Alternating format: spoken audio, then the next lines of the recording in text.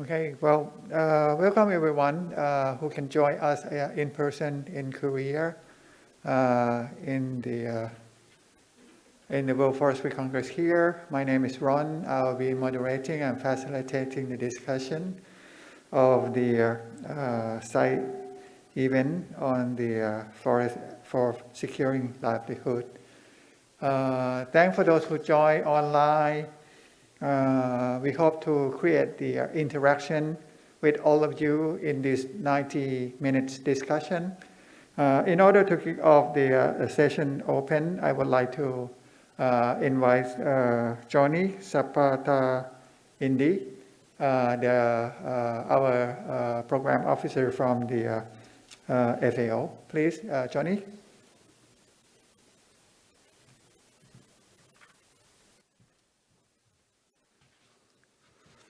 Good afternoon, good morning, good evening. Welcome everyone participating in presence or in line in this session called Forest for Security Livelihoods. This session is organized by the Forest and Farm Facility, the Social Forestry Team of FAO, and the RICOFC.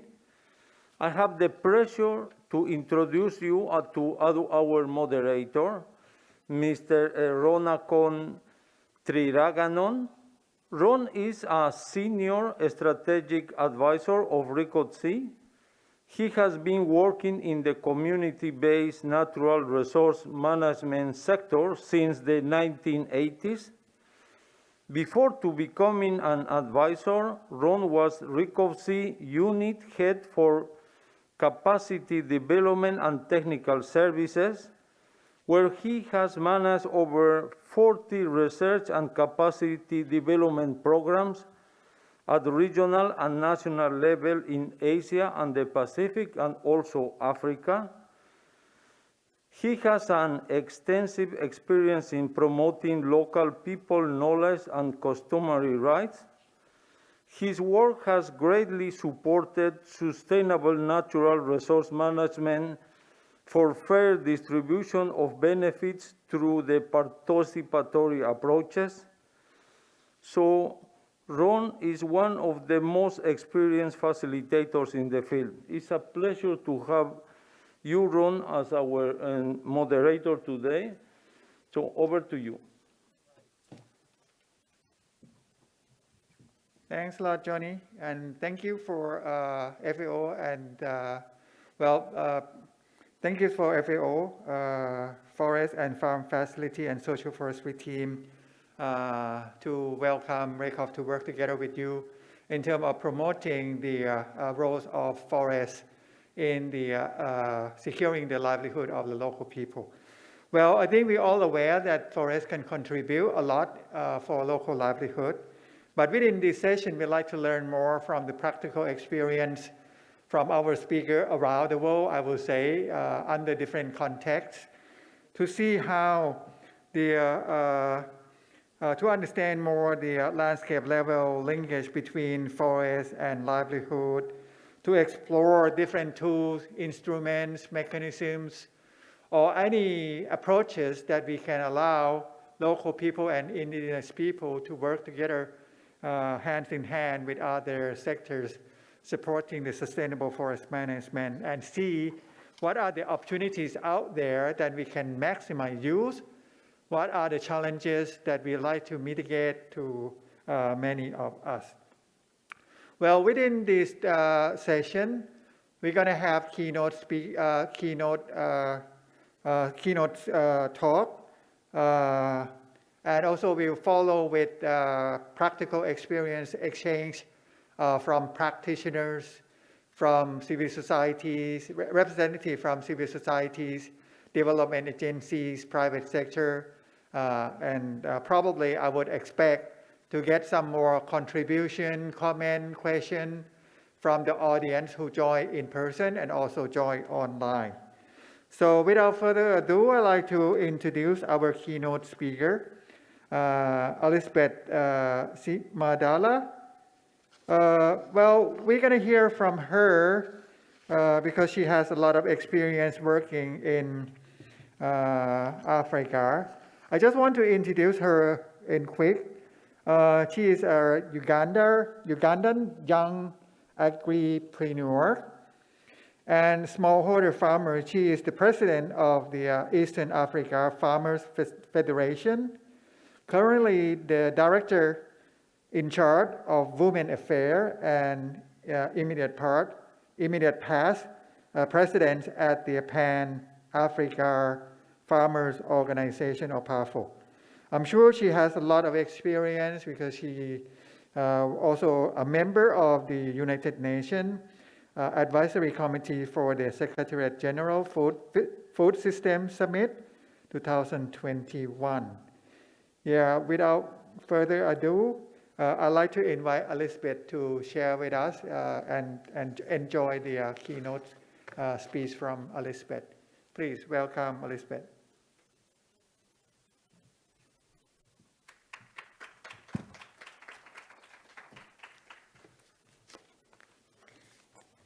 Yeah, thank you very much, moderator, for that wonderful introduction. Distinguished excellencies, distinguished panelists, our dear participants, those who are joining physically and those who are participating with us virtually, ladies and gentlemen, good afternoon, good morning, good evening to wherever you're connecting from. Let me start by appreciating and acknowledging the government of the Republic of Korea for hosting this important meeting, the 15th World Forestry Congress. I would also like to thank Food and Agriculture Organization of the United Nations and Forest Farm Facility for this golden opportunity to present this key message during this auspicious session, Forest for Securing Livelihoods. This is an important opportunity for us as farmers, especially with all that is happening globally. But it also portrays the importance that Food and Agriculture Organization attaches to the farmers and their contribution to forests across the entire value chain. Ladies and gentlemen, the role and importance of farmers is well known in mitigating climate change through carbon sequestration and soil erosion management. Forests are a natural habitat to many species, including human beings. They help with our health and social well-being, and they are a source of medicine and food. They have created millions of jobs. Actually, the economic value of forests is about 20 trillion. And with more than 1.3 billion people relying on forests directly or indirectly. Forests, therefore, play a key and vital role to our livelihoods. The forest and human health connection. How is this discussed? There's a growing interest in understanding the role that forests play in human health. This has increased dramatically due to the escalating risks that are associated with forest loss and degradation and the spread of zoonotic infectious diseases, especially the COVID-19, which has impacted nearly every community on Earth. The unprecedented attention and interest in the links between nature and human health have illuminated the critical function of forests in individual, community, and global human health. The recognition of the interconnections between forests and human health should encourage adoption of a holistic framework to understand the direct and indirect interactions and to elicit actions to maintain and restore the vitality of forests. For example, the forest's role in disease prevention. Forests mediate the emergence and spread of zoonotic infectious diseases. Deforestation threatens this preventive role. We all know that. And research on the infectious diseases show that deforestation can increase disease risk for humans by improving and altering the biology of disease vectors' habitats. And by this, I'm talking of insects, the mammals, the snails, among others. The populations that are benefiting from the preventive functions of forests can be localized depending on the capacity of a disease to spread. But such pathogens can impact billions when they become pandemics like COVID-19. In some cases, forests and the biodiversity host and dilute the effect of disease transmission. This role needs to be better understood and better communicated as an advocacy strategy for forest management and conservation. Forest's role in healing as the second area. Human interaction with forests reduce risks associated with some major non-communicable diseases, including, for example, cardiovascular diseases, the chronic respiratory diseases, and diabetes. The exposure to forests contributes to improved mental health. We also know that forests provide hubs for health remedy. We saw the increased use of herbal concoctions during the pandemic, where majority of us were using herbs as concoctions, but also for steaming during the pandemic. Forests also, the access to forests also promotes increased physical activity, which is associated with reduced stress levels. I think for most of you who are foresters, you understand me when I talk about this. But forests are not accessible to everyone, particularly in urban settings. Indirectly, forest restoration can contribute to reduced incidence of non-communicable diseases by filtering pollutants from the air. Forests also mitigate the health impacts of water pollution, especially from diarrheal diseases, which is a leading cause of mortality of children aged under 5 years. The contribution of forests to pollution reduction has the potential to positively impact children's immediate and lifetime health. Further, the drivers of climate change and air pollution, including deforestation, are intrinsically connected to the burden of the non-communicable diseases. The impact of forest restoration in communities living around forests has been observed in urban areas around Africa and East Africa in particular, where I come from. So how is the state of play in Africa as a continent, but also giving special focus to Eastern Africa region in terms of forest cover change, the trends that are happening, but also the drivers and policy responses. Ladies and gentlemen, many of Africa's forest ecosystems, which harbor a unique and rich biodiversity, are transboundary. And I think this also cuts across other continents. The trade of charcoal and timber spills across regional and national boundaries, and issues such as deforestation, forest degradation, and climate change transcend borders. A continental and regional solution to managing and monitoring forests is necessary to ensure that forests are protected and sustainably managed for current and our future generations. The trends show a generational decline in forest cover. Annual deforestation rates are very high. Deforestation is highest especially in the forest lands with weak management and tenure security, such as in open access land in Tanzania and communal lands in Kenya. In Uganda, my own country where I come from, deforestation is highest in private land forests, with less deforestation occurring in government-managed public forests, especially those that are in protected areas. Deforestation and forest degradation are having a significant impact on the regional and continental forest cover. Uganda lost almost half its forest cover between 1990 and 2015, going from 24% to 12.4% of the total land area. And in Tanzania, deforestation rates are among the largest globally.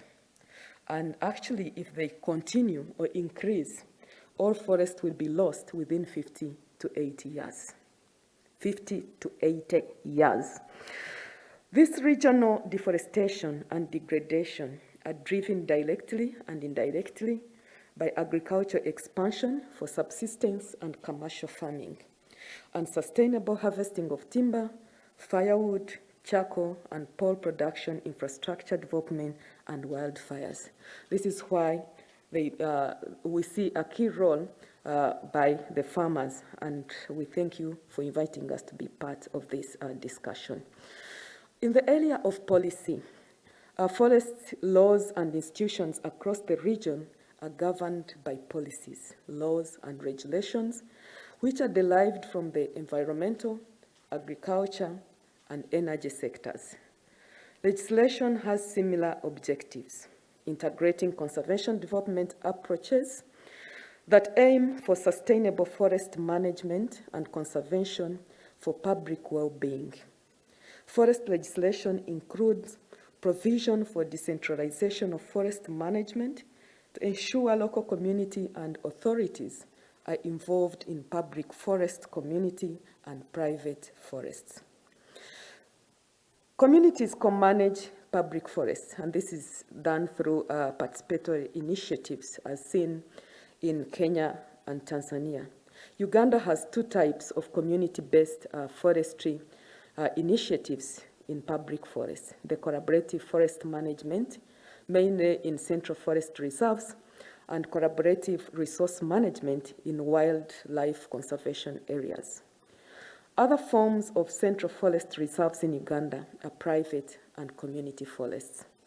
Kenya has also included county-level government in forest management and initiated a chain of custody system to verify and report on forest product of origin. The main constraint to forest law implementation include the inadequate financial, technical, and human capacity, insufficient stakeholder coordination, weak conflict resolution and grievance mechanism, and conflicting policies between sectors that favor forest conversion, corruption, political interference, and elite capture also hinder implementation. At regional level, there have been various regional initiatives and attempts to address illegal forest product trade and ensure sustainable transboundary forest resource management. For example, at the East Africa Community, the East Africa Community Protocol on Environment and Natural Resources 2005, the East Africa Community Forest Management and Environmental Protection Bill, the East Africa Community Transboundary Ecosystem Management Bill, and the ESC Regional Strategy to combat poaching and illegal trade in wildlife and forest products. Other policy strategies include bilateral agreements on managing and monitoring timber trade, the Zanzibar Declaration on Illegal Timber Trading and Forest Products, which is a multilateral agreement presenting an opportunity to strengthen efforts to build relations within the SADC and East Africa Community member states to improve management of forests and forest product trade. At continental level, we feel there is need for a continental observatory, but also we need a regional observatory at the regional economic communities to provide comparable data sets, common standards for data collection methodologies, access to tools, approaches, and publications, and guidance on best practice, data generation, and application. By coordinating and harmonizing activities, the observatory can help countries meet reporting obligations and provide a platform for learning and exchange. More comprehensive and improved data on forest cover trends and threats will also help policymakers with decision-making assessments and national forest monitoring systems, and this will allow them to share knowledge and resources. As I conclude, what have we done as a farmer organization? At the Pan-Africa Farmers Organization level, and also at the Eastern Africa Farmers Federation level, we have played a strategic role in all the issues that I've mentioned above, because we have formal partnerships at continental level with the Africa Union Commission and Africa Union Development Agency, or AUDA NEPAD. At East African level, we have an MOU with the East Africa Community and an observer status with the East Africa Legislative Assembly, where through our MOUs, we have participated in the consultation and validation of the policies that I've mentioned above and the different initiatives. We have also supported our membership to participate in various climate change mitigated related programs. I'll specifically mention about Moviwata because I know FFF has been supporting Moviwata in that area. We supported them to engage in a carbon trading program, but which closed. We have also been part of the COP meetings and consultations in Africa with AUC, NEPAD, CCAFs, COMESA, and the relevant national governments. And our membership at national level are part of the national climate change programs. And through PAFO and through the African Union, we have a partnership that has been part of developing the large-scale land-based investment policy principles, which are also instrumental in land and related ecosystem management. I forgot to mention that at regional level, as a regional federation, we are in 10 countries representing, with a membership of 24 national level organizations, representing over 25 million smallholder farmers. And at Pan-Africa level, through the Pan-Africa Farmers Organization, we have a footprint in 50 countries with a membership of over 80 smallholder farmers from 80 national level farmers organizations and cooperatives. As I conclude, it's very clear that there is a connection or linkage between forests, livelihoods, and human health. It is thus important that we build the capacities of all important actors, and especially farmers who are the custodians of these forests about these linkages. We also need to ensure that we have the right policies and farmers are empowered to constructively participate in their development and also execution. When we have the right policies, they are instrumental in attracting the right investments that shall go towards regeneration, restoration, and afforestation programs. Lastly, we must form strong alliances between local organizations and international actors to improve resilience at all levels while securing rural people's livelihoods. Strong partnerships for building a green, health, and resilient future with forests. I thank you all.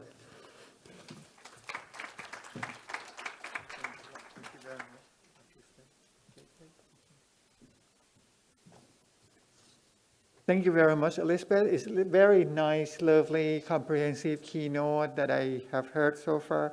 Very, very well captured key points talking about how the forest can contribute to our human well-being and what are the issues that we might need to address altogether.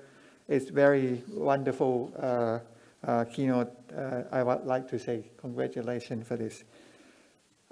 Then I would like to move by inviting the sharing of the experience, practical experience from our speaker.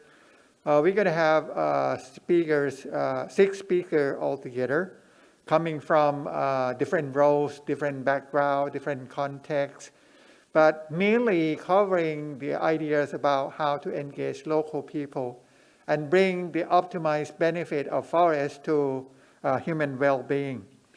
We will have Apollinaire William, who will join us online. He is the Deputy Executive Director of ARCO Network. Apollinaire got PhD in environmental study from Antioch University, New England. His professional interest is about ecosystem-based adaptation, capitalizing on the traditional knowledge and environmental expertise to build a sustainable agro ecosystem and healthy rural smallholder farmers community through agroforestry. So William's current focus is on the Aberdeen Rift region in Africa, where he is leading a 20 years carbon project toward building the resilience of rural smallholder farmer living in climate-sensitive landscape. Yeah. So, and after Apollinaire, we get a speaker from India, Abrish Mehta, trustee of Action Research in Community Health and Development.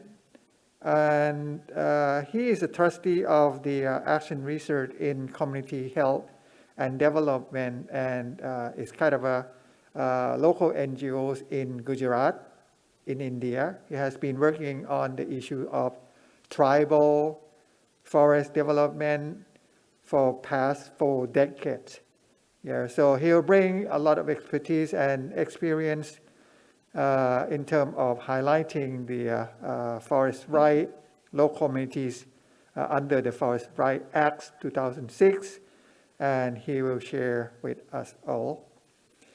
Then we're going to have our speaker who have long experience working with the smallholders in Philippines and the region.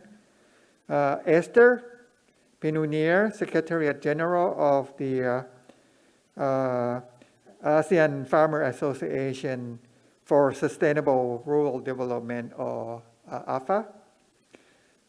She will bring a lot of experience over the decades that she has worked with, and then see how AFA promotes sustainable resilience, healthy, empowering the local people for the food security. Then we have a speaker from,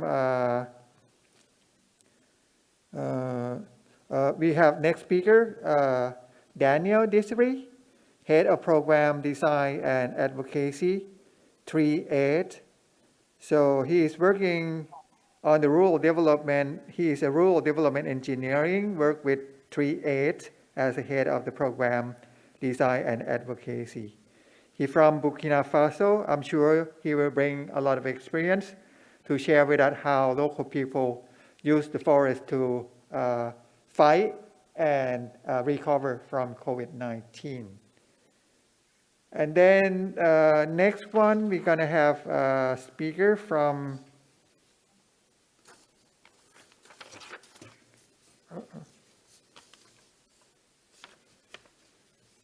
let me grab the piece.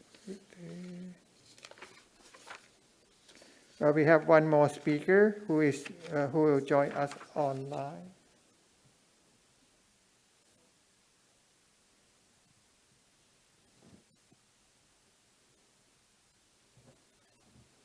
Yeah, we're going to have one more speaker who joined us online. She is the co-founder of Vina Samek, Lisa, or Nguyen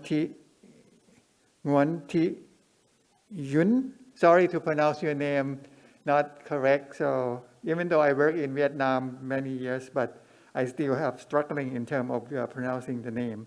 So Lisa is one of the founders of the Vietnam Styronized Cassier Manufacturing and Exploring Joint Stock Company, or Vina Samek. I'm sure she will share with you more what is the Vina Samek. So after contributing more than 9 years being a CEO, leading Vietnamese company to work on the valuable certification for forest products, yeah, like Organic EU, Organic Farm, and more. She will share with us the role of the private companies and how the private company can work together with local people. Without further ado, I think I'd like to call the first speaker, Apollinaire William will share with us online. Apollinaire, you have 7 minutes to probably share your views on this. Apollinaire, are you ready to? Thank you very much, dear moderator. Thank you, dear panelists, dear participants.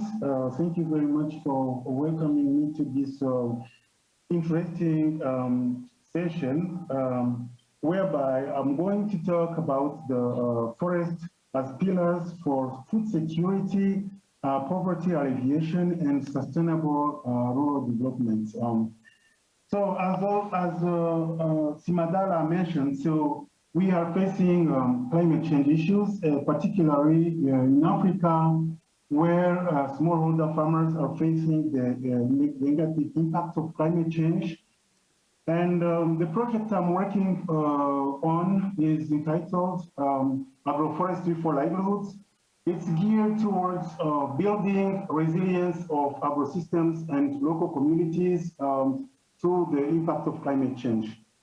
As you know, the sound management of forests hinges on a clear understanding of their complex dynamics and an effective multi-sectoral and multi-stakeholder coordination and partnerships to really achieve meaningful sustainable forest management.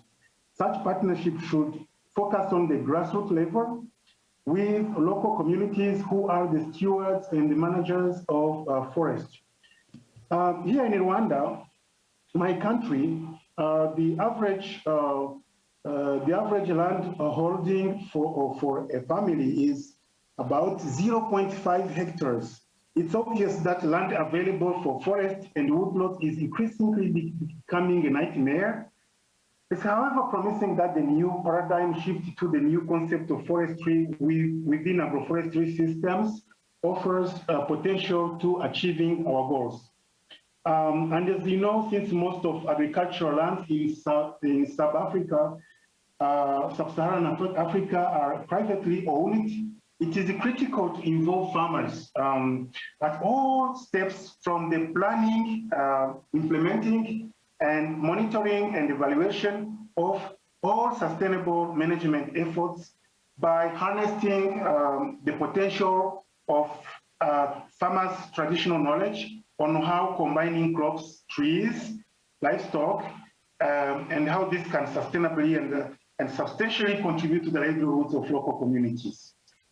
In our project, we have reaped some success over the past few years, particularly on this carbon project, this 20-year project we are leading.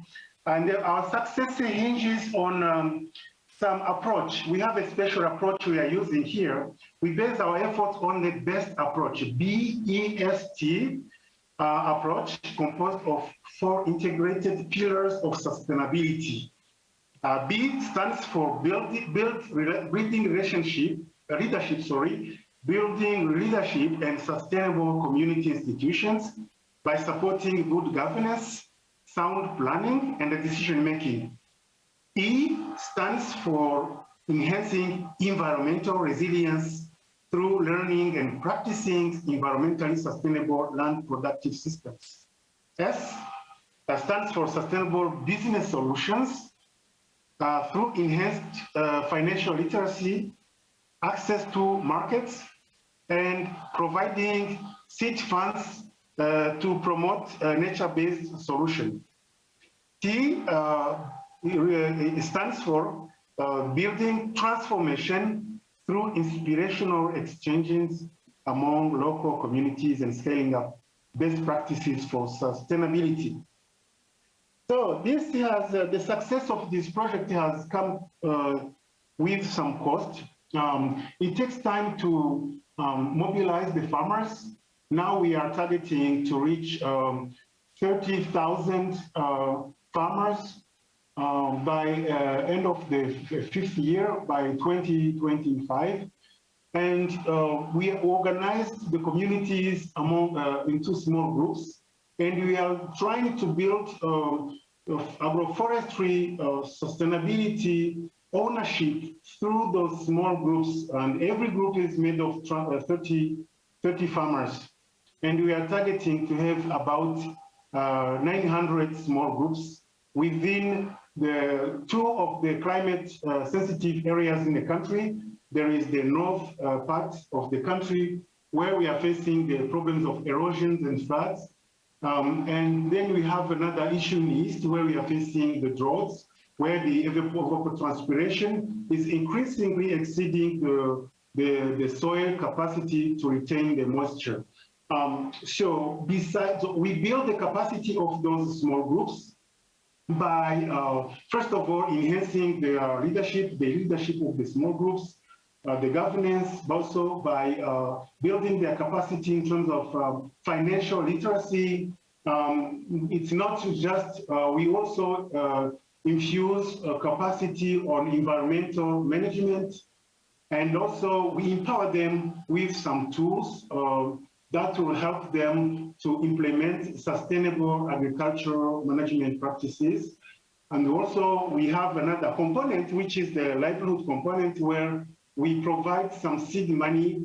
It's a revolving fund that we provide to those groups so that they can access them and use them for small nature-based small projects that will improve their livelihoods. So we work in partnership also with the government, because we cannot just work with the communities. We need the support from the government. We work with the government at different levels, international, local, and local level. So by building this strong partnership with communities, we have come to the success. And now we can start seeing the impact on the biodiversity, because it's not just about natural ecosystems. We are also looking at the biodiversity through agrosystems, where we look at, for example, how ecosystem services, such as, for example, pollination, soil conservation, water quality, and food production, all these ecosystem services, how they can be maintained and also being also conserved through those small groups we are trying to empower. So briefly, this is how we are building success, and we believe that after the project has phased out, the communities will own the project and will be able to sustain themselves. So I like also something that also Asimadala mentioned about really capacity, building capacity and reinforcing the capacity. And within that framework also, we try to reinforce the value chain of the key products that are generating from those small groups, so that they can increase the value of their crops, they can increase the value of their forest products. Right. From the government side, we facilitated the exchanges with the government, so that even the public forest can be managed by communities, so that you have consolidated lands, public lands, that are managed by local communities. So we build the capacity of those communities on forest management, and also we provide incentives so that we can sustain their motivation and their efforts. So briefly, this is how we operate, and I hope that this experience can be shared by other participants to this session. And I thank you very much for your attention. Thank you. Very good. Thanks a lot, Apollinaire. Hello? Hello. Thanks a lot, Apollinaire. Well, this is great. Yeah, bring in the practical experience, and I'm sure our participants from this room and also from online may ask more questions. I would encourage for those who have questions, note it down. We will open for the question and answer after all speakers finish, and then we can entertain your question. And the same with those who join online, put that in the chat box. We have our team to monitor the chat box. If you'd like to ask questions or make any comments, feel free to do so. Or if you'd like to speak, probably the Zoom here doesn't allow you to speak, but at least you make the comments, feel free to put that in the chat box. So then the next one I'd like to call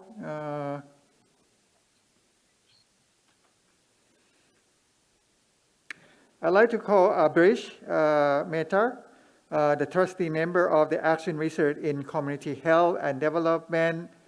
Brish, are you ready to go for the next 7 minutes? Yes. Please, Thank go you ahead. so much.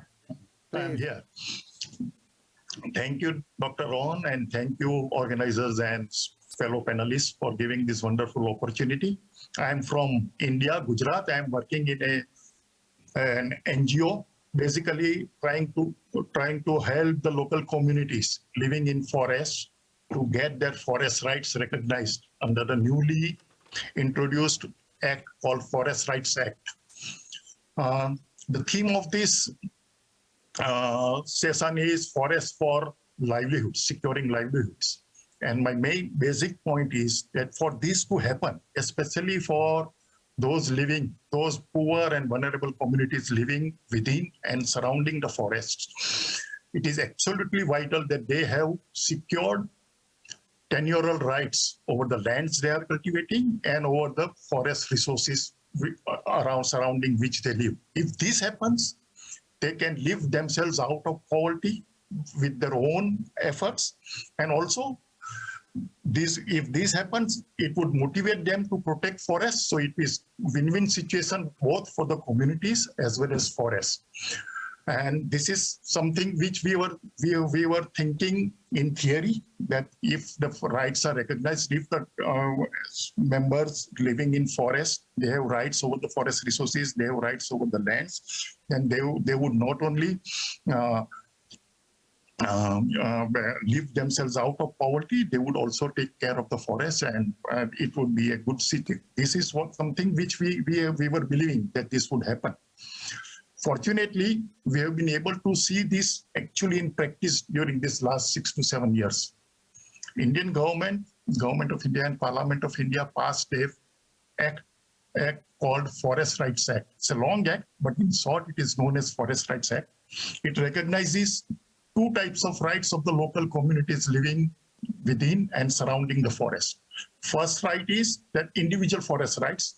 Those who are living in this forest and are cultivating land, small pieces of cultivating lands, previously they were treated as encroachers, liable to be evicted from these lands. But under this act, they were given the right to hold these lands, to cultivate this land perpetually and through inheritance also. They cannot sell this land, but they can cultivate it permanently and from generations to generations. That is the first right that is recognized under this act. Second right is community rights, which give them ownership of the forest produces, mainly minor forest produces, which include also bamboo. So in this, and bamboo, they can collect, use, process, and also sell. Local Gram Sabhas, this is community rights. Each village Gram Sabha, each village, which is a local assembly of the whole village, all members of that village, they have collectively the right to all kind of forest produce of the forest. They can collect them, use them, and sell them. And it includes bamboo also. They can collect bamboo and sell bamboo also to outsiders also. So that is another. And the third important right is that they have a right to protect, regenerate, and manage forest resources of their villages for sustainable use. So these three important rights are recognized. This act was passed in 2006. It became implementation started in 2008. Process is still going on. It's not everywhere that there is 40% implementation success rate is there all over India, but there are pockets in which this has been implemented relatively well. In the area where I am working in Dediapada, all the families, we are working in about 30 to 40 villages where all villagers have received their individual forest rights. More than 90% to 90 to 95% families have received their individual rights on the lands which they are cultivating. And they have also received these community rights over the forest resources, both use of minor forest produce and a right to manage and protect the forest. And as soon as these rights, they received this, they started getting these rights from 2013-14. And as soon as they started received titles for these rights, the whole behavior of all local communities suddenly transformed in a big way. All of them started investing heavily in the land to improve the quality of the land. The land they were cultivating, initially they were slopy land, so they carried out land leveling measures. They undertook farm bundings, they dug bore wells, created irrigated infrastructures in the small farms, terracing, high level lands, and then improving the productivity of this. Not only improved the productivity of their agricultural land, the production went up They started taking 2 to 3 crops. But also, and while doing this, they have improved the productivity of the small patches of land which they have leveled. And the remaining high slope lands, now they are bringing it under tree cover. They are growing bamboo, they are growing mango orchards, so sort of an agroforestry type of thing, which was not there previously, has happened in a big way. That is one thing for the individual rights. So even in individual agricultural lands, the tree cover has improved. And also because they had these rights over forest produces, they started protecting forests without doing any plantation work. They started protecting forest, and forest condition in almost all villages has improved from what was there before. That has happened in a big way. And they're protecting the forest. Also, they are protecting it not from some damaging cutting by the outsiders. They are also protecting it from fires, forest fires. They are taking steps to prevent forest fires. And whenever fires happen, they take measures to see to it that it does not spread. Also, then management practices, they are preparing their management plans. Bamboo, they have a right to sell, right over bamboo and other minor forest produces. So they are harvesting bamboo, and the practices are much more sustainable. Originally, there would be this 3-year cycle for bamboo cutting. In 3 years, you remove almost all bamboos from a clump and leaving only 5 to 7 years, and visit it after 3 years. Villagers follow a very different cycle. They harvest only dry and dead bamboo from the clump, and leaving aside all the remaining bamboos. And they do this each year. And in the process, they remove this dry bamboo, sell it to a paper mill on good money. And in some last 5 years, about 30 Gram Sabhas from these villages, they have earned about 320 million rupees from sale of bamboo, dry bamboo, because a flowering had happened in this area. So a lot of dry bamboo was there in this area. But while doing this, most important thing, while doing this, they are doing this in such a way that there is no harmful effect on the forest. Okay. Forest bamboo, whatever bamboo they cut, next year you have more bamboo than what that was there previously. Right. So these things are happening in a big way. Right. There are issues, but I think this is the main point I would like to make, and answer some other questions if Thank you very much, Abresh. It's so nice to have you share the experience from, especially the implication of the Forest Act. Yeah, the Forest Rights Act 2006 that's happening on the ground in India. I'm sure a lot can learn more. I will come back with some question. I hope you do not mind. I'd like to move to the next speaker who have long experience working in forestry farm facilities, working with the smallholders through the ASEAN Farmer Association for Sustainable Rural Development, AFA. May I call you Esther, please? Would you like to be here? And then we can manage the slide for you. Please. Thank you, Ron. Good morning, good afternoon, good evening, depending on your location as of the moment. And thank you to our friends here and our friends who are joining us online. Okay. There is a very close relationship between forestry and farming. Both forests and farms are source of food, both from plants and animals, as well as sources of nutrition, health, and livelihoods for family farmers. Besides, forests provide sources for fuel, energy, water, and medicines. Forests beautify and contribute to biodiversity in a particular landscape. Many women and men farmers in Asia Pacific live inside or near forest areas, and as such, are also engaged in gathering and producing food, wood, and other products from the forests. Moreover, they plant their crops near forests and often strive to augment their incomes by engaging in farm as well as forest-based production and services. Many people who live inside forests are also into farming. Next slide, please. In this presentation, we would like to share with you a brief overview of AFA. AFA has 22 member organizations in 16 countries, comprising 13 million small-scale women, men, and young family farmers engaged in crops, livestock, fisheries, forestry, herding, and pastoralism. Out of 22 member organizations in 16 countries of the Asian Farmers Association, 10 members in 10 countries have members groups living inside or near forests, comprising from as low as 30%, for example, in the Philippines, to as much as 70%, for example, in Laos and Kyrgyzstan, of their membership. Next slide, please.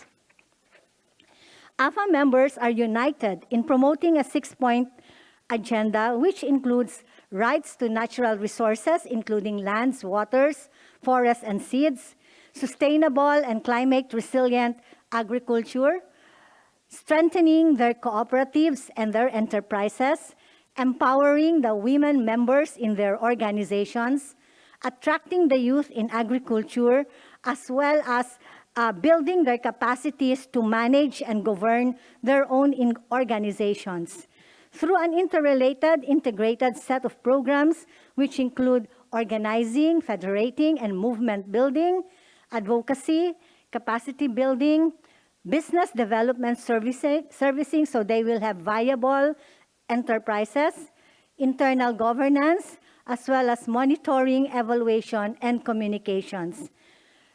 And we do these things, this promotion of the 6-point peasant agenda, with the support of various partners from government, intergovernmental organizations, as well as partners in civil society. Next, please. The second message we would like to share with you are our current initiatives to secure food and livelihoods among our members in forested landscapes. Just last year, with our partners, namely NTFP-EP, RECOF, TC, where Ron is from, MRLG, and the ASEAN Sectoral Working Group on Social Forestry, we conducted a research on the intersect of customary tenure, food security, and traditional livelihoods in the ASEAN, or Southeast Asia region. The research findings, which were referred to in drafting the ASEAN voluntary guidelines for the recognition of customary tenure. Next, please. Key findings, next, please. Key findings of this research include: 1, customary tenure or city, food security, and livelihoods are inextricably linked. Around 100 million people in ASEAN characterize themselves as indigenous, with their own cultural norms, traditions, values, and governance mechanisms. Second, many policies on city recognition face implementation challenges in terms of competing and overlapping laws, complicated and costly processes in formal recognition of city, as well as increasing demand for forest lands for other uses such as plantation and mining. 3, traditional diets in city areas are healthy and nutritious. Their diets offer a rich and varied source of nutrition, which are usually organic and free from harmful chemical inputs. However, as ancestral and communal lands give way to plantation and other development, quote-unquote, projects, and thus increasing their reliance on food markets, their diets are slowly changing to food high in sodium and fat content, and they become more vulnerable to changes in food supplies and food prices. Fourth finding, livelihoods in city areas have environmental functions, but are undermined by insecure city recognition, as this prevents or discourages the farmers in forested landscapes from further investing in their lands or sustainably governing and managing their forest resources. Next slide, please. Also, as mentioned earlier, we are attracting the youth to agriculture and helping young farmers stay in agriculture. With the support mainly of the FAO Forest and Farm Facility, we are implementing a project called Young Women and Men Farmers as Advocates for Sustainable, Resilient, Gender-Sensitive Agri-Forest-Based Livelihoods, or in short, Young Farmers for Farms in Forests and Forests in farms. Key activities in this project included the conduct of leadership training at national levels. As a result, we have facilitated the establishment of national young farmers committees in 10 countries, facilitated the development of their 3-year action plans. AFA has also established the Regional Young Farmers Committee, which has significantly contributed to the AFA strategic plan for 2021 to 2025, including the plans for the youth agenda of AFA. Next, please.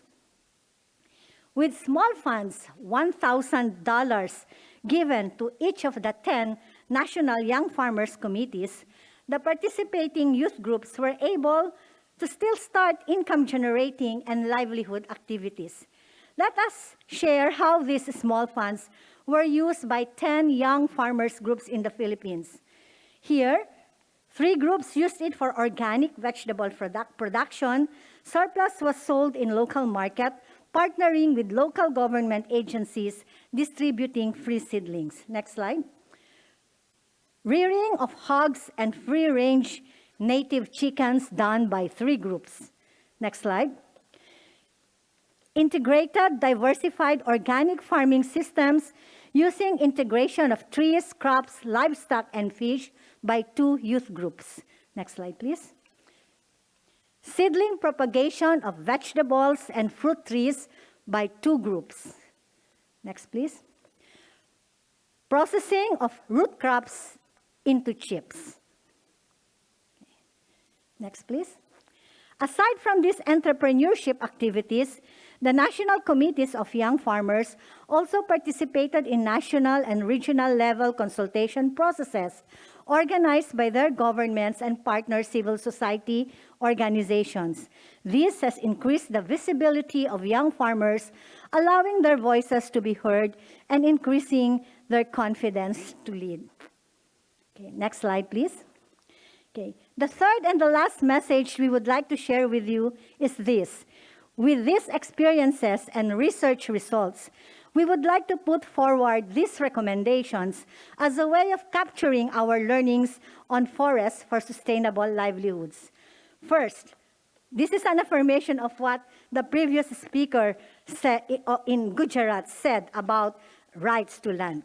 This is a key imperative, the rights to promote, to respect and recognize the rights to natural resources, lands, forests, waters, and seas of small-scale family farmers, forest dwellers, indigenous peoples, and local communities.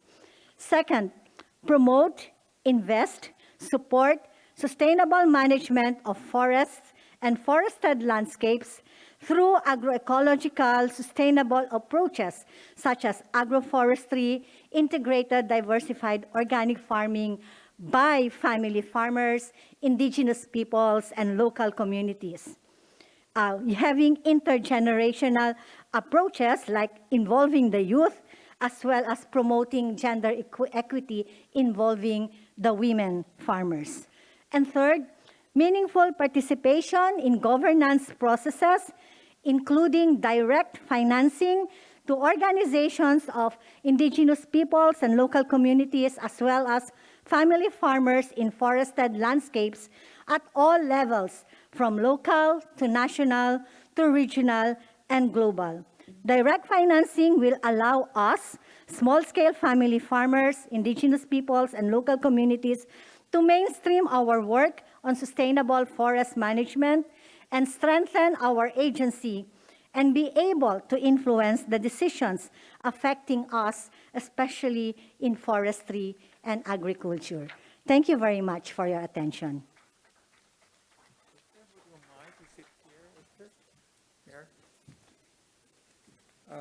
Thank you very much, Esther. It's very nice to hear from you as always. Yeah, you bring in a lot of key area inspiring us how to move ahead. I will come back with more questions to you. Then I'd like to call for the next speaker, Desiree, Head of Program Design and Advocacies from 3H. Please.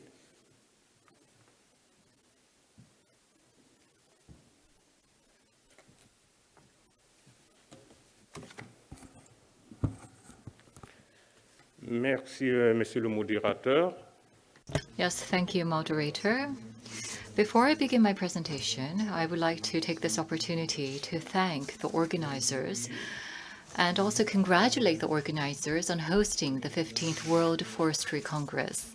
Also, I would like to share my experience during the session, and I am pleased to be here. TreeAid is an NGO. In particular, it works to promote and carry out projects to improve the livelihood of local communities. TreeAid, the NGO, if I may explain a little bit more, is specializing in the field of the environment. In particular, it works with the local community for sustainability and also to enhance the livelihood and the income of the local communities. We carry out various activities. In West Africa, we have carried out various projects for the past 30 years. And in this region, various projects have been carried out for developing forests, but at the same time, we have financing projects as well. So today I'll be introducing various initiatives. And in particular, the initiative that I would like to focus on is actually financed by an organization in Swiss. So why don't we take a look at the current situation in Burkina Faso? Burkina Faso is in the western area of Africa, as you know, and the population is 20 million. We are exposed to various climate change issues. First of all, we are experiencing rise in temperature, of course. And number two, there's a change in the rainfall pattern. During the past couple of years, we have been experiencing much change in terms of this. And not only that, we have been being influenced by floods and droughts. Not only that, there are some social impact as well. For example, there is strong democratic pressure. The population increase rate is 3%, and that is leading to the decrease in resources, especially the natural resources. And in terms of safety, there has been various issues. For example, there's a civil war, and now that has led to the increase of the internally displaced persons. So because of the increase of IDPs, internally there has been some security issues within the region, and also in terms of the natural resources, we are exposed to many challenges. So these are various elements that are combined together, and this leads to a very complicated situation, and it leads to the degradation of the natural environment and resources. And also in terms of production, there are many challenges that we are faced with. For example, 90% or more of the population are living in agricultural land or the agricultural region. And that is why the dependency on forestry resources are very high. And in this context, we are faced with a difficult challenge. And that is, we have to enhance the agricultural productivity. And also, when it comes to the non-timber products, we have to improve the utility or the utilization rate. So, I just explained the context. Now, in terms of utilizing the non-timber foods and products, well, non-timber forest products, I think is very essential to deal with the challenges that we are faced with. As I mentioned, Burkina Faso's government is working with an organization in Swiss to carry out this project. And the purpose of this project, or the objective, is to strengthen the food and nutritional security of rural households and improve their income through the sustainable management and promotion of the NTFPs, the non-timber forest products, and improve the living conditions of the local community. This project, well, the first stage was carried out along with FAO, starting from 2017, we have been working with the relevant ministry, and we have entered into the second stage of the project. The objective of the second stage is to strengthen food security in this region. And furthermore, we also want to diversify the income stream of the people in this region and also ensure the income stream. So this initiative is to continue until 2022. We're in that stage, which will lead up to 2022. So more than 33,000 households are directly involved in this project. In particular, a great proportion of them, 88%, are women and 23% are young people. So this initiative, as you can see in this map here, is being carried out in the colored areas that is highlighted in this map. In Burkina Faso, there are 13 major areas or regions, and we selected the 4 major regions based on the nutrition level and the food security level. Let's go on to the next slide. So, then what kind of intervention strategy have we implemented? Let me explain. So there has to be one thing made clear here. We have already covered a number of stages. So we have already carried out some projects in the field, and we had to utilize the existing capacities, but at the same time, what we wanted to focus on was to protect the forest resources and also to restore them. And the forest resources are quite important for the local community members in terms of their livelihood. So what is important here is that when it comes to the approach for managing the forests, we need to maintain those approaches, and at the same time, we needed to restore the forest. And so having said that, we had 3 major pillars for this project. We can call them approaches. Or you can say that these are 3 integrated components. What is most important is the active participation of the local community members. And here, this would involve the forest areas. There's the forests, and then there are the local community members, and then there are so many different potentials or the possibilities.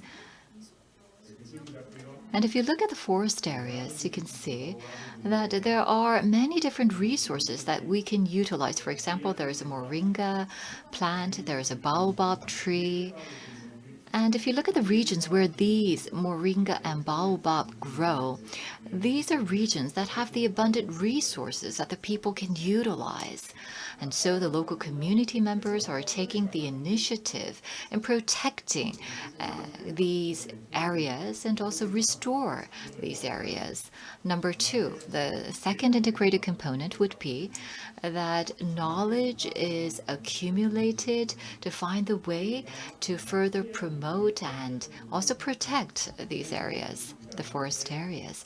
And also the many forest products are developed into products. That's another important pillar of our project. So in some sense, you can say that at the village level, there is a forest resource company or business or enterprise that is being operated. So let's take a further look. Now, we have a place called a nutrition garden. We have 212 of them. And also for the non-timber forest products, we have 93 non-timber forest product generating areas or sites. And also, we carried out surveys to identify the state of the regions that are involved in this project. For example, we looked at the poverty rate, and if the poverty rate has gone down, we looked at the various statistics. And we could see that the food diversity has grown by 2 digits or 2-folds. excuse me, and also the number of households that have gone below the nutrition level, basic nutrition level, has dropped to 8%. So what is important here is that in order to successfully carry out this project initiative, we had to take a look at the baseline, and at the same time, we had to cooperate with the local communities, and at the same time, we had to secure sustainable governance.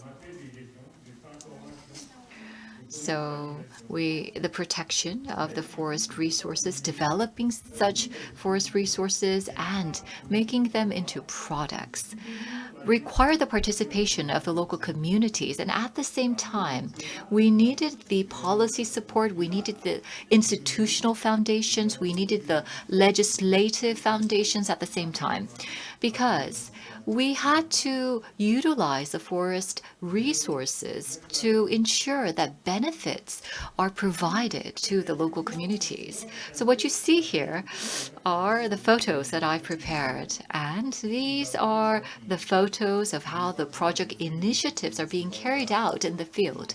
So for example, you can see how the baobab tree leaves are being collected.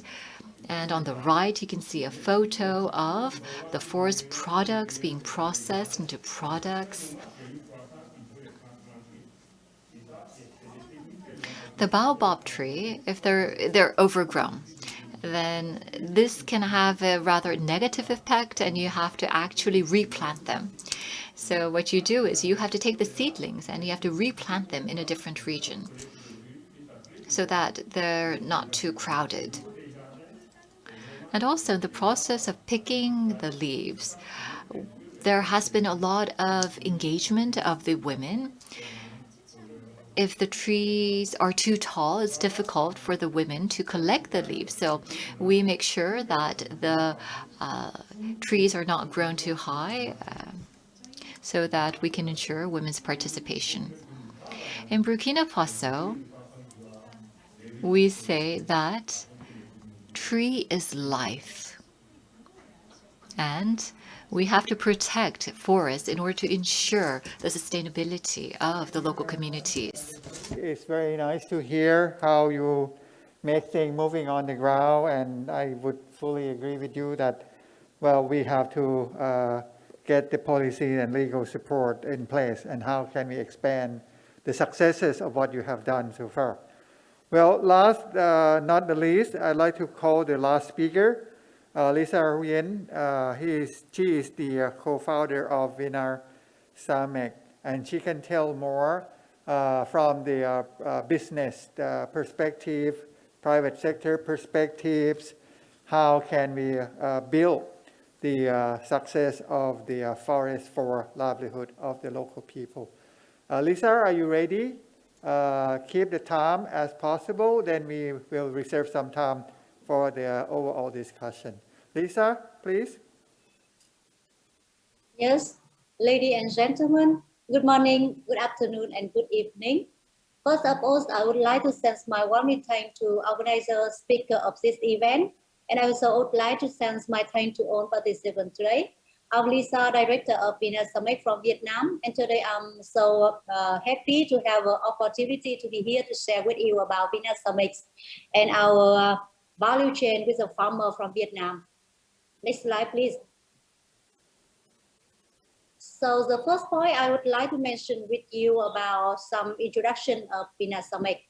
Next slide.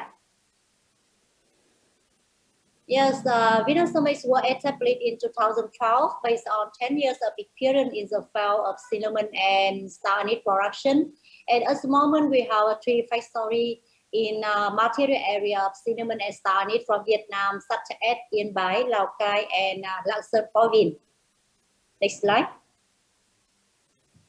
And so, our main market at the moment is USA, Europe, Korea, and Japan. Next please.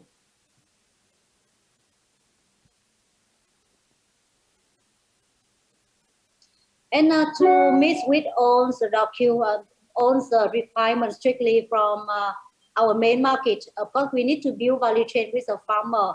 We sign contract directly with the farmer from Vietnam. And from 2016 to 2017, we work with 1,000 household farmer from Vietnam, and we apply for organic certification with 1,000 hectares of cinnamon and star anise from Vietnam. And we also apply by PGS, that means participatory warranty system, so that we can ensure about transparency and carry out by stakeholder. And of course, we can give the lower cost for the customer. So from 2016 until now, Vinasamic have 4,200 hectares with organic standard.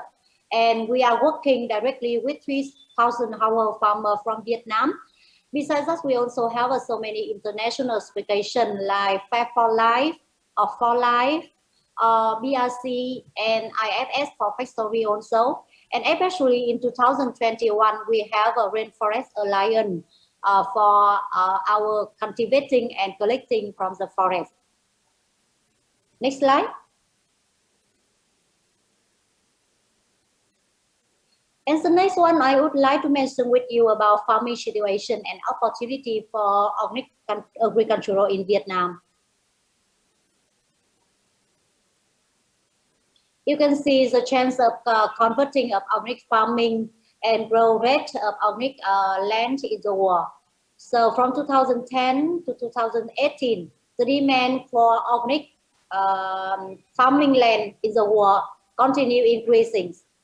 And besides that, in Vietnam, we are the same. From 2016 to 2019, many companies from Vietnam, they care about organic standard. So that's why the area of organic farming in Vietnam also increasing from 53 hectares to the 237 hectares in Vietnam. Yeah. Next slide. So we have so many opportunity for develop agricultural and non-timber forest products in Vietnam, because we have a relationship so closely between government, labor, environment, and the awareness of the farmer and the company from Vietnam. And we also on the way to find the technology application into the value chain. And the next, I also would like to mention about the chance for non-timber forest product developed in Vietnam also. You can see it has so high potential lack of investment and manufacturing technology to enhance the value of non-timber forest product in Vietnam. But because the demand of organic increasing and the land of organic material also increasing in Vietnam. So we have a chance to use technology to enhance the value of non-timber forest product. And we also see the chance of market for non-timber forest product. You can see the chart 3 from 2013 to 2018, the demand also increased from 200 to 600. It is 2.47 times. And Vinasamic business model, we also view value chain, and we also want to create more environment impact, social impact, and economic development.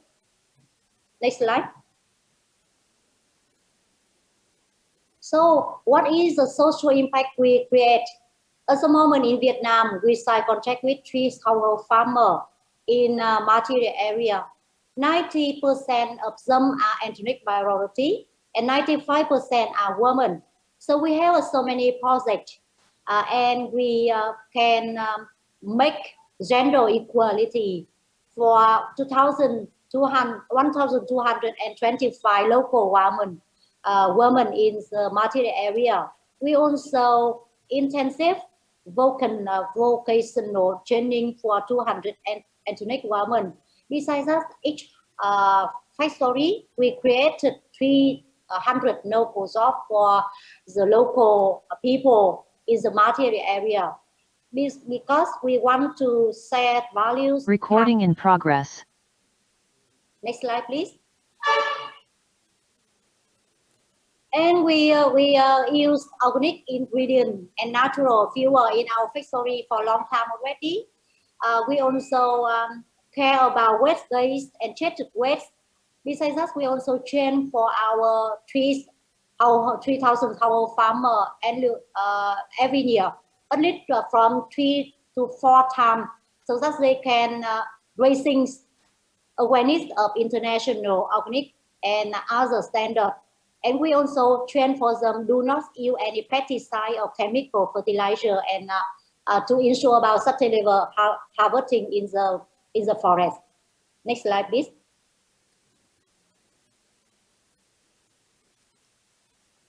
Next slide. Yeah, next slide. Yes, more. Next slide. And the last one I want to mention with you about biodiversity action of Vinasomic. Among the 7 principles, biodiversity conservation, socio-economic sustainability, and transparency in the EU right to exploit and EU natural resources and knowledge are always the first goal of Vinasomic. So how we do? Next slide. We build value chain with 3,000 farmers. We apply 4,200 hectares for organic standard and other international certification. Yeah, and next. Next. And we also optimize the advantages of machine in production activity to maximize fuel saving and reduce carbon dioxide. We also use organic fertilizer and high quality sediment seedling and supply for farmer. We create at least 3 to 4 training courses per year for internal control system and for all the farmer belong our value chain about cultivation knowledge relating to organic and also about biodiversity, also about fair trade. Next slide. Yes, the next is socio-economic sustainability. We give fair price for the farmer. We buy at higher price than normal market price, 10%. We also make the voice of women and the role of women in the family for 2,000 people, and we also help them to improve their living income by giving job and living wage also. Next slide. And we also care about transparency in use right to exploit and use natural resource and knowledge by give the food traceability technology system for all the customers when they buy from our company. And we also keep natural forest and prevent climate change when we do processing in the factory as well as we cultivate in the forest. Next slide. And in the future, the target of Vinasomic, we want to make more biodiversity conservation as well as for social impact in the next 3 to 5 years. And we are implementing renewable energies to protect the environment. Yeah. So that's all information about Vinasomic with the value chain, with the farmer and social impact, as well as caring the environment. I want to share with you. Thank you so much for the listening. Thank you very much, Lisa. Xin cảm ơn. Thank you. Well, this is very interesting that we hear from the private companies how the corporate sector working and supporting the value chain, supporting the local farmers through the value chains. So I think we have captures different perspective from farmer association, networking, research on the ground, and also even private companies in this discussion. I just wonder if we have any questions from online, no, and from the floor. if you can grab the microphone, introduce yourself, your name, where you are from, and then specific question to any specific speaker. Please, go ahead. Can somebody help check getting the microphone? It's work now. Okay, good. Thank you. I'm Latia Lippel from Kuhnen Institute of Forestry, Hamburg, Germany. My question will go directly to Ms. Estella. I hope I pronounced the name correctly. Thank you for a very interesting project and your presentation. I have two questions according to the young farmer, women and men. From your presentation, there are 50% of women, 50% of young men farmer. Is there any kind of different pattern in the decision making between women and men, how they would invest the money into the farm or the forest in farm? And based on your experience, what is still the most challenging in terms of gender equality in this aspect? Thank you. Thank you. Can I take one or more question, and then I will ask speaker to respond? Yes, please share with us your name and organization where you're from, please. Please, good evening, everybody. My name is Fola Babalola. I'm an academic at the university in Ilorin, Nigeria. I also run an NGO with rural people, empowerment and capacity building. One question I want to quickly ask is, during the presentation of I've forgotten the name, please, from Indian, he kept emphasizing the word right, and right. And if I look at the local community, I want to ask, where is the right? Who took away the right? Who wants the right to land? And when we keep carrying out a project at the rural community, we keep telling them that they don't have right. They have to get the right. Now, the question is, where is the right that we're talking about in terms of local community accessibility and utilization of forest product? Thank you. Thank you. Okay. That's referred the presentation from Ambridge, but I'm sure Ma Esther can also respond. Yeah, because we are working on the rights-based approach over decades. Just one last question, if any.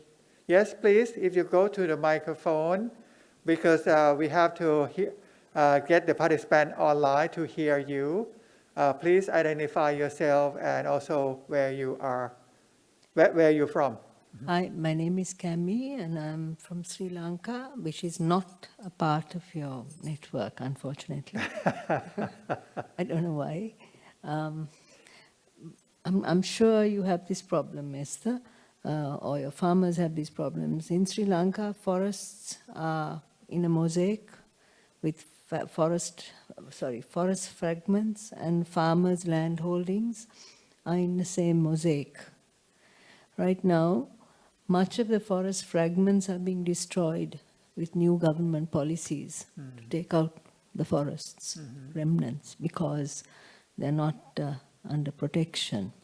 So what's happening is that as our population grows and as big companies come in and as agribusiness comes in, more and more fragments are forest fragments are going, and most animals, friendly animals, we're a Buddhist country, we don't kill.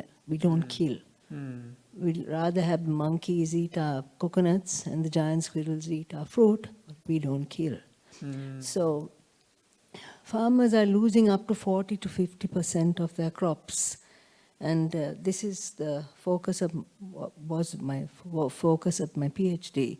So I'd like to know whether in any of your countries, whether farmers' values and farmers' thoughts and principles and ideas are actually taken into consideration by in policy making for agriculture. That's a serious issue for us. Right, thanks a lot. Well, we got questions from the audience here. Well, talking about gender, talking about decision making, talking about the rights, and talking about how can we deal with the conflict between the wildlife and human. Well, I know that the audience would like to get response from Esther and Ambrish, but any speaker can respond. Can I start with Esther? Hello. Okay. Thank you for the questions, and first for the question from our young woman there. So, in our observation, the women, when they decide where to invest, they usually invest in food and education and health of their family, especially the children. The problem with many of the Asian countries that we know of is that there is still this stereotype notion that the women are just for the home, and they are unpaid family workers in the agriculture sector, and in the sphere of the community, they are assigned the traditional roles, for example, for cooking and serving the people when there are events or organizations. So this is a big problem, but that's why we respond to this through training and capacity building on gender and development for both men and women. So that's the challenge, no? And rights, what rights, no? So who took their rights, no? When we look before, the right to land has been given to anyone who could farm the land. But there have been many land grabbing incidences, both from the lowlanders, both from other companies.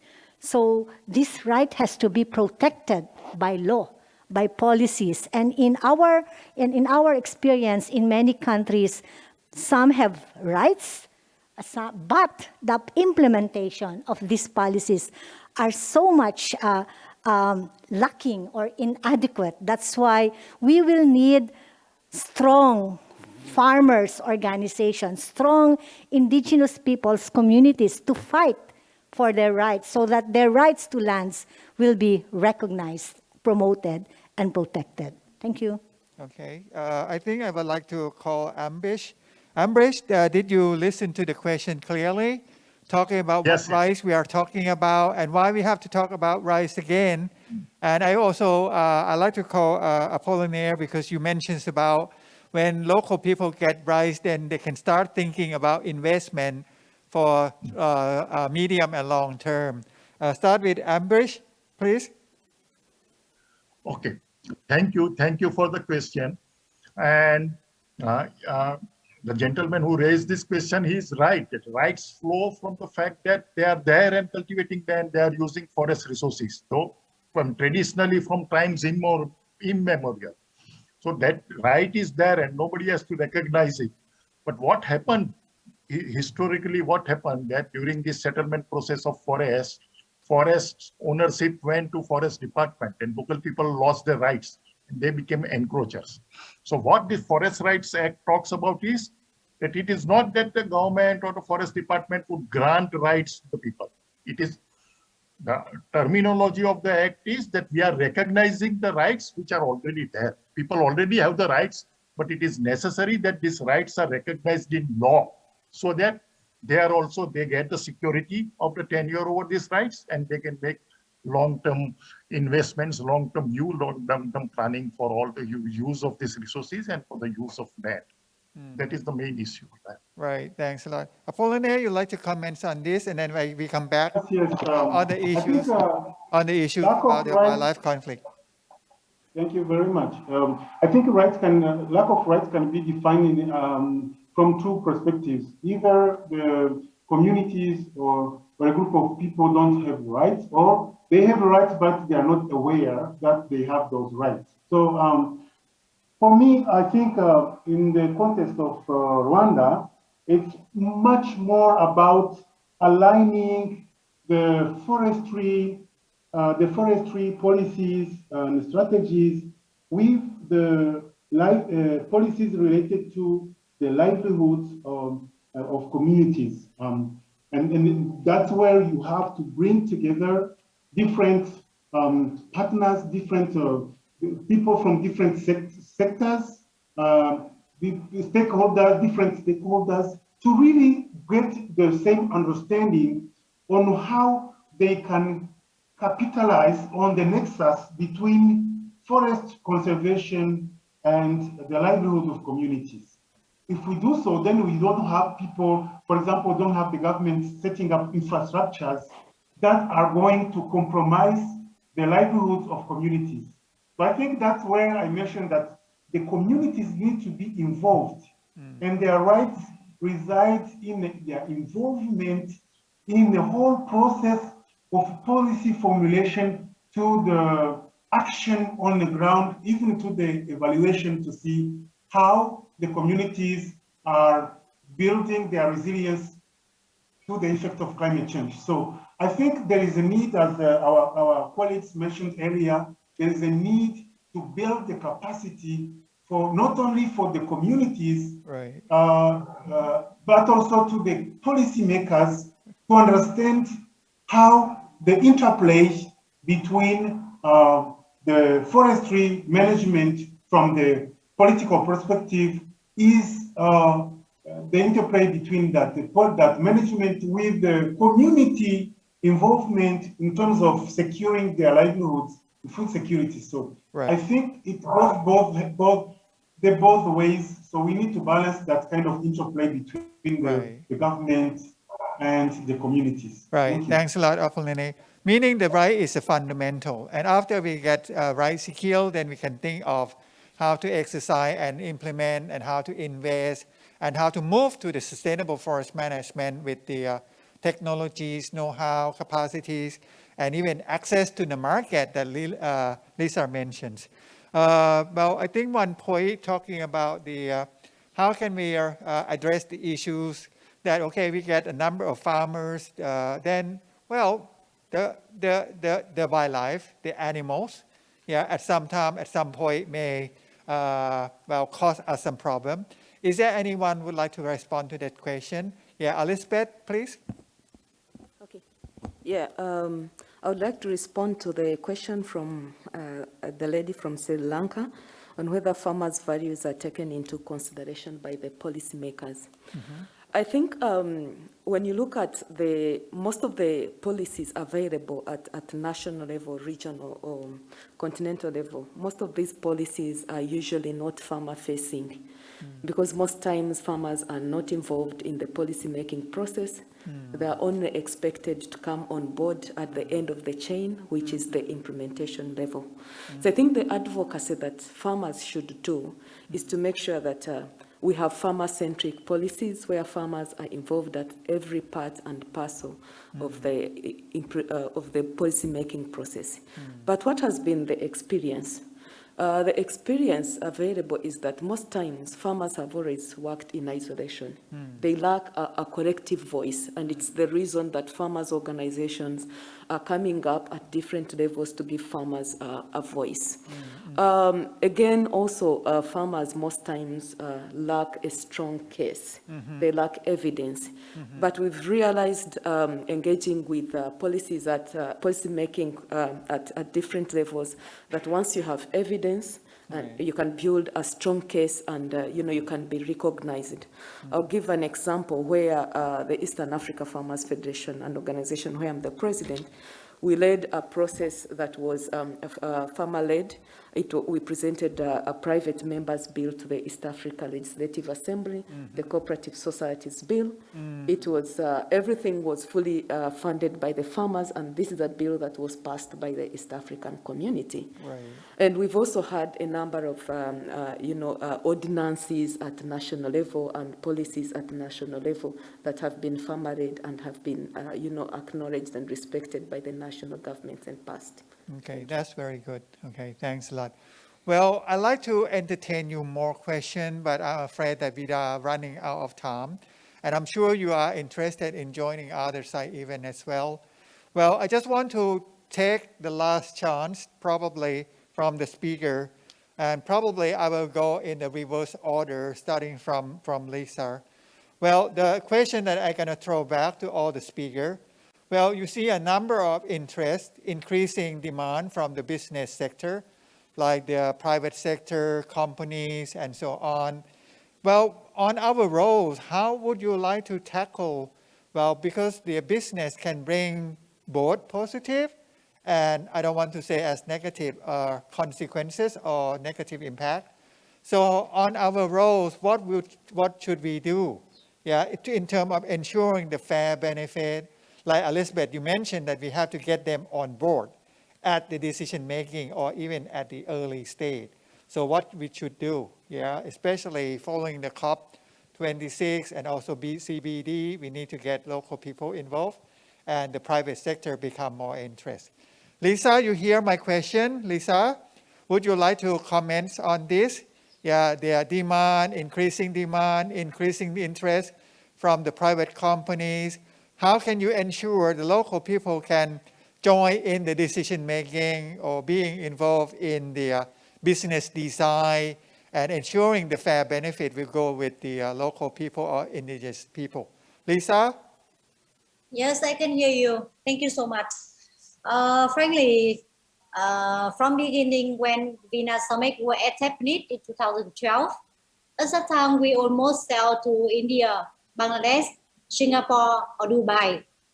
And the demand of the customer in the countries, they only care about price and don't care so much about quality. But when we move into high market like USA, Europe, Korea, and Japan, almost of customers, they require on the quality. So I think with the change of market, when the customers, they care so much about quality. Of course, the local people, they need to understand the change of market and they need to change their business philosophy as well as business model so that they can create more, that means higher quality and supply for the customer.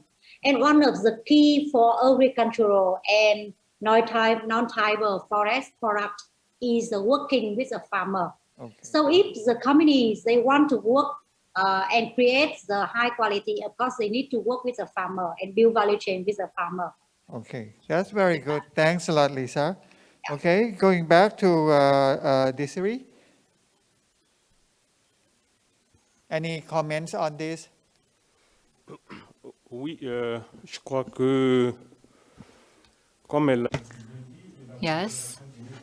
The previous speakers have spoken very well about this, but I think that it's very important for the local community members to participate, and also their rights have to be ensured. And also, there can be conflicts here, so conflict management would be very important. For example, access to land also has to be ensured. In the case of Burkina Faso, I do believe that we are directly involved in these matters. As it was mentioned, in ensuring these rights, if there is a process starting from the beginning period, there has to be the participation of the local communities. That is how the non-timber forest products, for example, could be commercialized and provide benefits to the local communities. Farming is always a business, and farmers have to earn and to provide for their families. But farmers have to do farming in a sustainable way because unhealthy soils means less yields, less harvest, and less income. So what do? We have to organize and federate at local, national, regional, and global levels, because if we are organized, we have a stronger voice and we will have more influence in local governments as well as in national governments as well as at the international level. We can strengthen what we call our agency so that we could influence the decisions. But to do that, we should build our awareness and capacities, awareness on what are our rights under the laws, Right. what needs to be changed in these laws, okay? Right. And then we should also build our skills on forest management, what technologies are there, how do you do sustainable, climate resilient, processing as well as production, as well as also build our capacities on advocacy and negotiation. For example, in contract farming, in dealing with companies when they come to us to partner with us. Right. Thank you. Thanks a lot. Ambrish, your turn. Amrit, yes? Thank you. Yeah. Nothing much to add, but basic thing is that